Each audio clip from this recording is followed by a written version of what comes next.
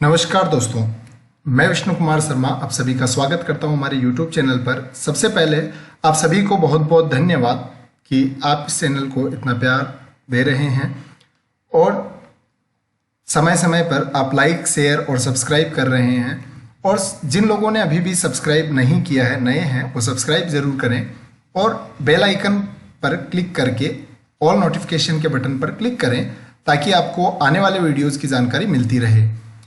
और आने वाले वीडियोस में आपको बहुत ही रोचक और अच्छी जानकारियां मिलने वाली है जो आपके प्रतियोगिताओं में आपको सफल बनाने के लिए बहुत ही कारगर सिद्ध होंगी। इस प्रकार का प्रयास रहेगा। आज हम बात कर रहे हैं हमारे अगले वीडियो में इस टॉपिक की कि अव्यय के डीटीएस से रिलेटेड अव्यय किसे कहते हैं, उसके प्रश्न किस तरह के पूछे जाते हैं, उनसे संबंधित आज हम बात करेंगे। सबसे पहला हमारा प्रश्न है तस्य विवाहस्य द्वितीय वा दिवसे। यहाँ पर अव्यय पद क्या है? रीट 2018 में लेवल सेकंड में यह प्रश्न पूछा जा चुका है कि यहाँ अव्यय पद कौन सा है। तो तस्य षष्ठी एकवचन का पद है, विवाह से षष्ठी एकवचन का पद है, द्वितीय सप्तमी एकवचन का पद है, दिवसे सप्तमी एकवचन का पद है। ऐसी स्थिति में अव्यय पद पूछा गया है। अव्यय होता क्या है पहले ये समझ लें कि सदृशम त्रिषु लिंगेषु सर्वासु च विभक्तिषु वचनेषु च सर्वेषु यन्न वेति तद अव्ययम। अर्थात जो किसी भी लिंग, विभक्ति, पुरुष, वचन इनमें परिवर्तित नहीं होता है, इनके रूप नहीं चलते हैं, अर्थात ऐसे शब्दांश या शब्द या पद जिनके धातु रूप नहीं चलते हैं, शब्द रूप नहीं चलते हैं, उन्हें हम अव्यय कहते हैं। तो यहाँ पर इन सभी के रूप चलते हैं, जबकि वा एकमात्र ऐसा पद है जिसके कोई रूप नहीं चलते हैं, इसलिए वा यहाँ पर अव्यय पद होगा। अगला प्रश्न देखते हैं, सीटेट में आया हुआ है। प्रश्न है निम्नलिखितानि पदानि किम कथ्यन्ते। निम्नलिखित पद क्या कहलाते हैं? ये निम्नलिखित पद कौन से हैं? तूष्णीम, नूनम, ननु, इतस्ततः, झटिति, चिरम, शनैहि, इस तरह के पद हैं। तो इन पदों में नूनम, ननु निश्चयार्थादि में होते हैं, अवश्यार्थ में होते हैं, तूष्णीम चुप अर्थ में होता है, इतस्ततः इधर उधर, झटिति झट से, चिरम अर्थात देर तक, विलंब से लंबे समय तक, शनैहि अर्थात धीरे, इस प्रकार के अर्थों में इनका प्रयोग होता है। अब कई बार ऐसी सिचुएशन आती है हमारे साथ एग्जाम में जब हमें प्रश्न का उत्तर नहीं आता है, तो क्या करें? पहले उन विकल्पों को हटा दें जो कि उसका उत्तर नहीं हो सकते। जैसे ये क्या ये संज्ञा पद हैं?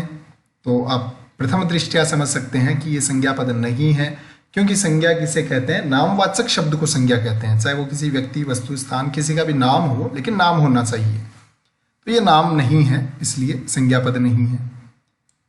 अब क्योंकि ये क्रिया को भी प्रदर्शित नहीं कर रहे हैं, किसी कार्य का करना या होना इनसे प्रकट नहीं हो रहा, इसलिए ये क्रियापद भी नहीं है।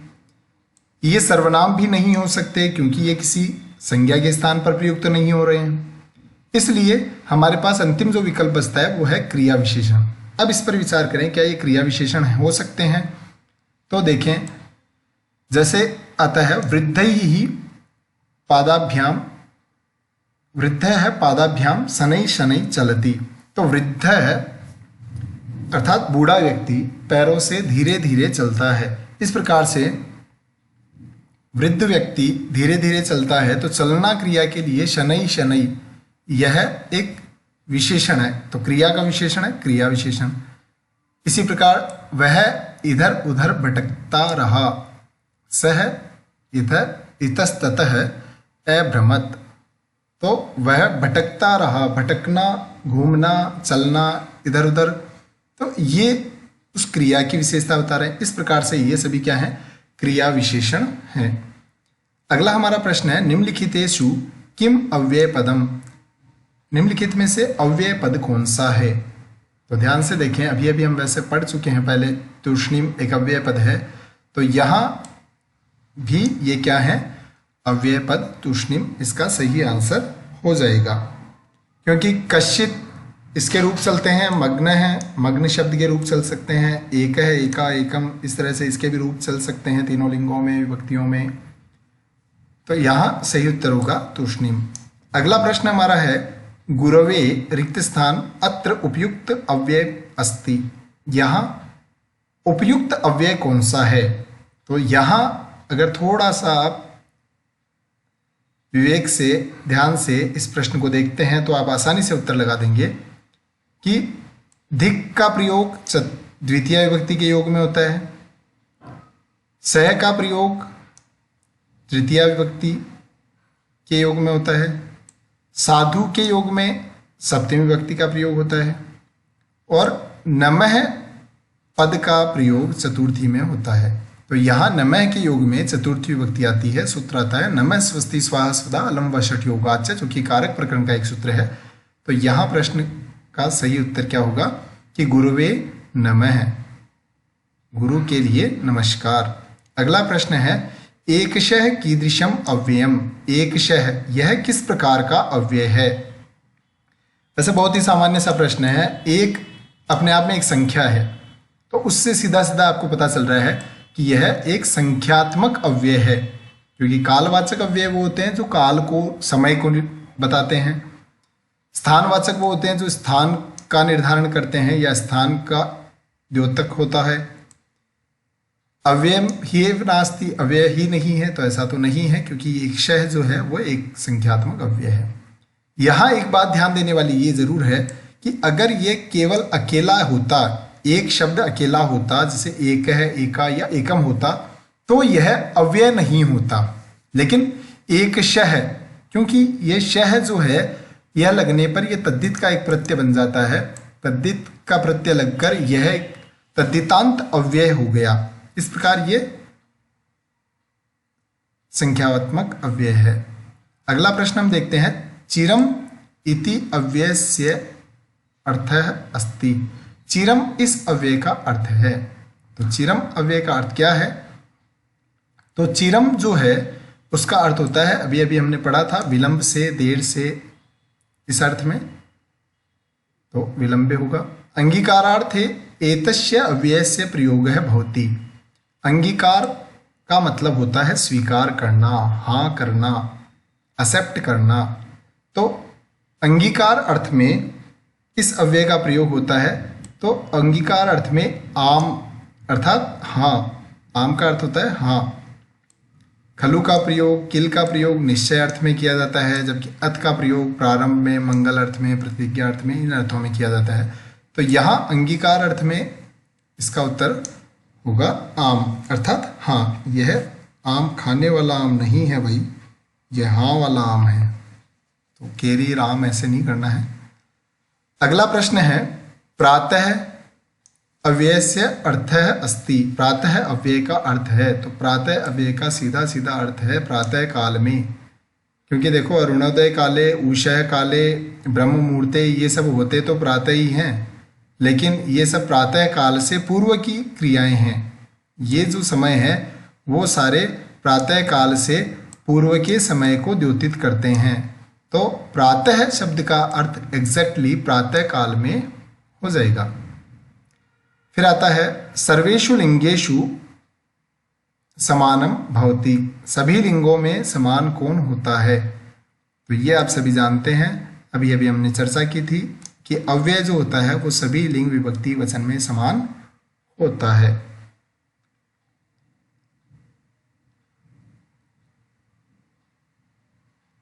अगला हमारा प्रश्न है यत्र इति कीदृशम अव्ययम। यत्र यह किस प्रकार का अव्यय है? यत्र, यत्र का अर्थ होता है जहां। तो ध्यान से देखें, यत्र जहां, तत्र वहां, कुत्र कहाँ, सर्वत्र सभी स्थान पर, सभी जगह। तो ये सभी किसको द्योतित कर रहे हैं? जहां अर्थात किसी न किसी स्थान को। तो इसलिए ये सभी क्या है? यत्र, सर्वत्र, कुत्र, तत्र, ये सभी स्थान बोधक अव्यय हैं। काल बोधक वो होते हैं जो समय का बोध कराते हैं, जैसे यदा, तदा, कदा, सर्वदा। विभक्ति बोधक वो होते हैं जो विभक्ति का बोध कराते हैं, जैसे कुतः, इतः, ततः। और समय बोधक जो हैं वो समय का बोध कराते हैं। तो इस प्रकार से यह जो अव्यय है यत्र स्थान बोधक अव्यय होगा। अगला हमारा प्रश्न है अव्ययम अस्ति।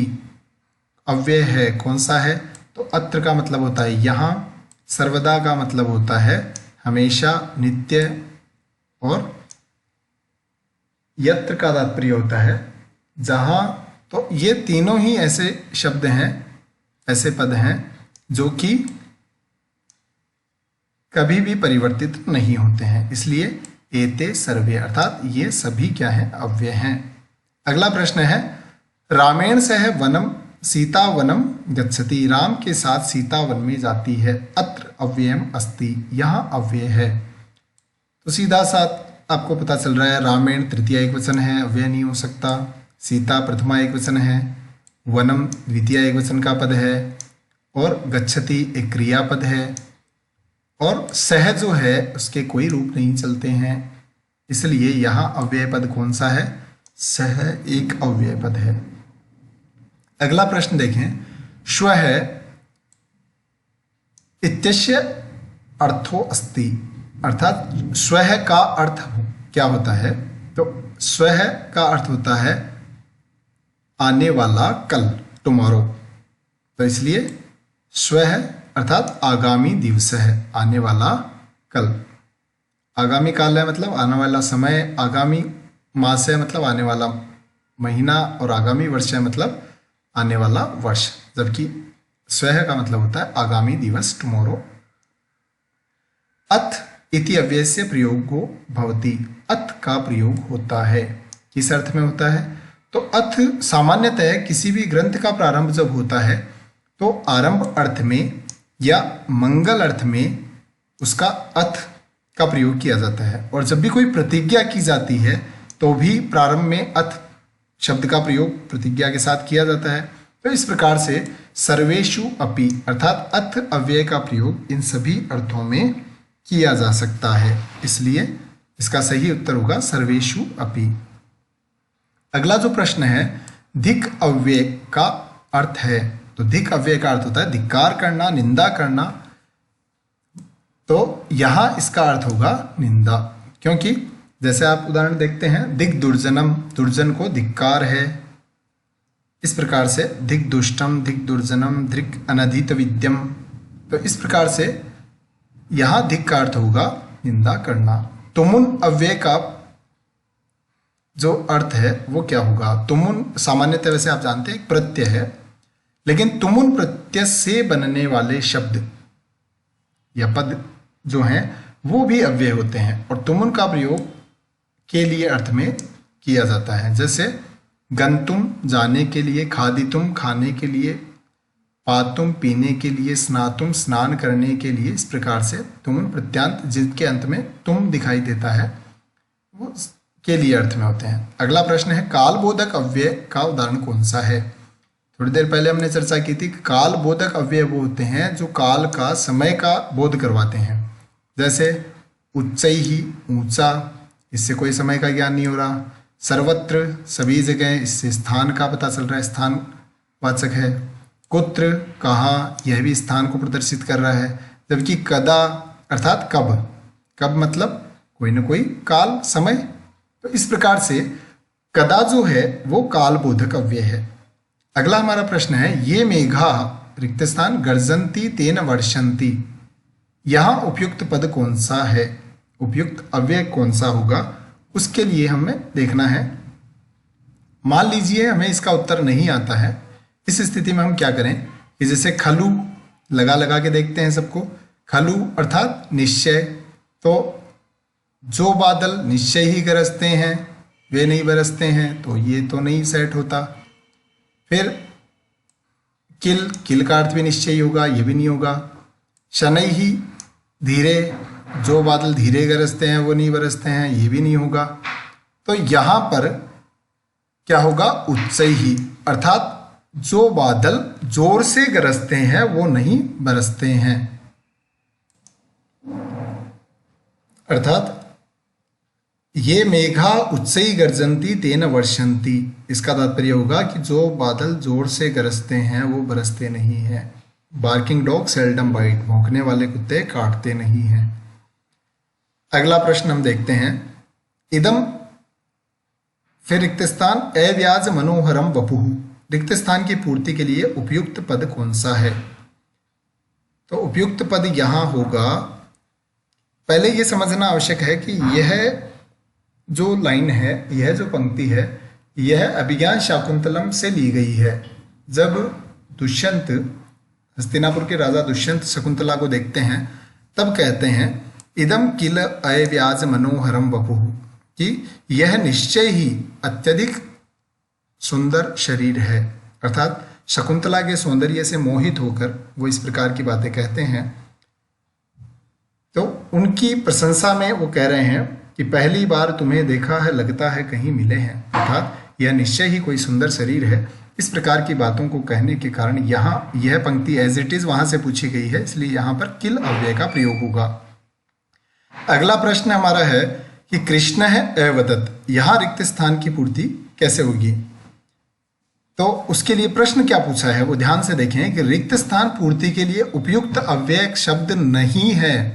प्रश्न में पूछा है कि कौन सा नहीं है।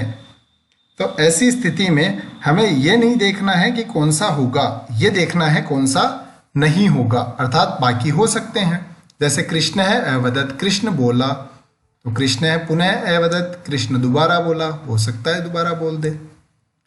कृष्ण है सनई अवदत्, कृष्ण धीरे बोला, तो ये भी संभव है कृष्ण धीरे बोले। कृष्ण है उच्च ही अवदत्, कृष्ण जोर से बोला, ऊंचे स्वर में बोला, ये भी संभव है। परंतु कृष्ण है कदापि अवदत्, कृष्ण कभी बोला, तो ये उस वाक्य के अनुसार उपयुक्त नहीं है। इसलिए यहाँ पर प्रश्न पूछा गया है कौन सा शब्द उपयुक्त नहीं है, तो कदापि यहाँ नहीं होगा। अर्थात इस प्रश्न का सही उत्तर होगा कदापि, क्योंकि कदापि इसके अनुसार उपयुक्त नहीं है। अगला जो प्रश्न है, तथा अव्ययस्य प्रयोग है अस्ति, तथा अव्यय का प्रयोग होता है, तो किस अर्थ में होता है? तो तथा अव्यय जो है आपने सुना होगा, यथा तथा, जैसी राजा वैसी प्रजा, यथा राजा तथा प्रजा। तो इस प्रकार से तथा का अर्थ होता है साम्यार्थी। जैसे एक मारवाड़ी में कहावत है, घड़ा गेल ठीकरी माँ गेल ढीकरी। अर्थात जैसा घड़ा होता है, मटका होता है, वैसी ही ठीकरी होती है। उस ठीकरी जानते हैं आप, उसका जो छोटा हुआ जो टूटा हुआ जो टुकड़ा होता है उसे ठीकरी बोलते हैं, और ढीकरी बोलते हैं लड़की को। तो जैसी माँ होगी वैसी लड़की होगी, और जैसा घड़ा होगा वैसी ठीकरी होगी। तो इसलिए कहा जाता है कि घड़ा गेल ठीकरी माँ गेल ढीकरी। तो यथा तथा मतलब जैसा वैसा, तो वैसा जैसा मतलब साम्य अर्थ में, समानता अर्थ में।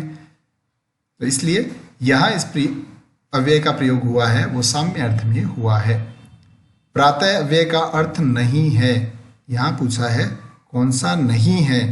तो ऐसी स्थिति में यहाँ पर सायंकाल हो जाएगा, क्योंकि सायंकाल तो नहीं हो सकता।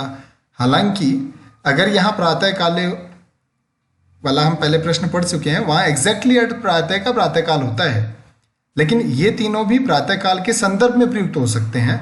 लेकिन ये पूछा कि कौन सा नहीं है, तो यहाँ पर सायंकाल होगा, क्योंकि सायंकाल नहीं होता। अधुना अव्यय से प्रयोग है अस्ति, प्रश्न पूछा है अधुना अव्यय का प्रयोग है, कि किस वाक्य में अधुना अव्यय का प्रयोग है। इसमें कुछ भी विचार करने वाली, दिमाग लगाने वाली बात नहीं है। सीधा सीधा आपको दिख रहा है कि तीसरे ऑप्शन में अधुना अव्यय का प्रयोग हुआ है, इसलिए ये सही उत्तर होगा। अब कुछ कमेंट इस प्रकार के आ रहे थे कि सर हमें जो आप वीडियो में पढ़ा रहे हैं उनकी PDF उपलब्ध करवाइए। तो आपको बताना चाहूँगा कि लगभग आपके पास ये बुक होगी, और अगर आप नहीं हैं आपके पास, तो ऑल राजस्थान में सभी लगभग बुक स्टोर्स पर ये बुक आपको अवेलेबल हो जाएगी, जहाँ से आप परचेज कर सकते हैं। और अगर आपको बुक उपलब्ध नहीं हो पाती है तो आप एक काम कर सकते हैं कि यहाँ पर जो नाथ पब्लिकेशन सीकर के ये नंबर दिए हुए हैं, कॉन्टैक्ट नंबर, इन पर आप कॉल करें, और जिस भी ज़िले में आप हैं उस ज़िले में किस बुक स्टोर पर आपको ये बुक मिलेगी, यहाँ से आपको वो जानकारी मिल जाएगी। और अगर आपको आपके नज़दीकी किसी बुक स्टोर पर ये बुक नहीं मिलती है, तो आप इन नंबर पर कांटेक्ट करके आप वहाँ से ऑनलाइन बुक ऑर्डर कर सकते हैं। तो वहाँ से आप ऑनलाइन मंगवा सकते हैं। इसके साथ ही इसमें बुक में कंप्लीट जो रीड का सिलेबस है आपका वो दिया हुआ है, वहाँ से आप पढ़ सकते हैं। उसको समय समय पर आपको वीडियोज़ के माध्यम से पढ़ाया जाएगा।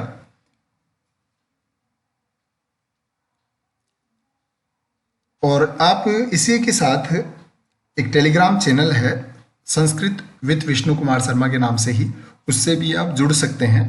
समय समय पर आपको बुक के अलावा भी कुछ अन्य अभ्यास प्रश्न उस टेलीग्राम चैनल पर डाले जाते हैं। कुछ अन्य महत्वपूर्ण सामग्रियां जो आपके काम की हैं वो उसमें आपको मिलती रहेंगी।